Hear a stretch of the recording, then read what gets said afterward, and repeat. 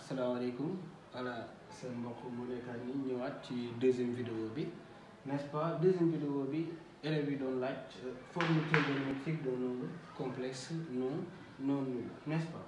Donc soit z égale à plus ib avec a appartenant à r et b appartenant à r.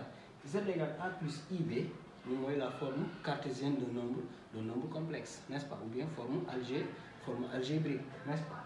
Maintenant, la forme trigonométrique d'un nombre complexe s'écrit sous la forme module de z facteur de cosinus de θ plus i sinus de θ, n'est-ce pas. Maintenant, lan mooy module de z. Module de z, c'est racine carrée de a carré plus b carré. Nous le rechercher facilement, n'est-ce pas, hein? Donc nous allons être bref. Maintenant, ici, θ est un argument de z. C'est bon. Maintenant, comment chercher maintenant θ? Ici, vous allez chercher cosinus de θ. Cosinus de θ, c'est égal à la partie réelle A divisé par le module de z. Et le sinus de θ est égal à la partie imaginaire B divisé par le module de z. Donc ici, nous allons chercher l'angle θ dont son cosinus donne A sur module de z et son sinus donne B sur module de z. Donc nous allons faire un petit exemple, n'est-ce pas.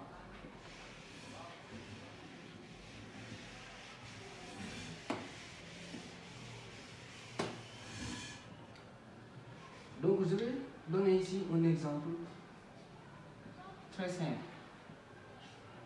1 plus i. Z égale à 1 plus i. Là, c'est simple, n'est-ce pas? Donc ici, nous pouvons calculer le module et chercher ici un argument de z. C'est bon? Donc, comment chercher le module de z? Ici, vous avez a égale à 1 et b aussi est égal à 1 parce que ici, 1 fois i c'est égal à 1, n'est-ce pas? Donc, module de z est égal à racine carrée de 1 au carré plus 1 au carré, ce qui donne racine carrée de 2 module de z égale à racine carrée de 2, n'est-ce pas? Donc ici nous allons chercher cosinus de θ. On a dit que cosinus de θ c'est égal à la partie réelle 1 sur racine carrée de 2 et le sinus de θ ici est égal à aussi 1 sur racine de 2. Donc ceci donne cosinus de θ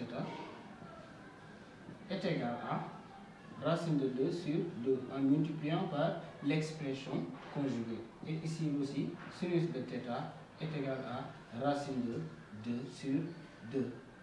Donc là, nous aurons cosinus de θ égale racine de 2 sur 2, sinus de θ égale racine de 2 sur 2. Donc quel est, n'est-ce pas, l'angle θ dont son cosinus donne racine de 2 sur 2 et son sinus donne racine de 2 sur 2. Donc, ban angle là, angle bobu c'est θ égale à pi sur 4.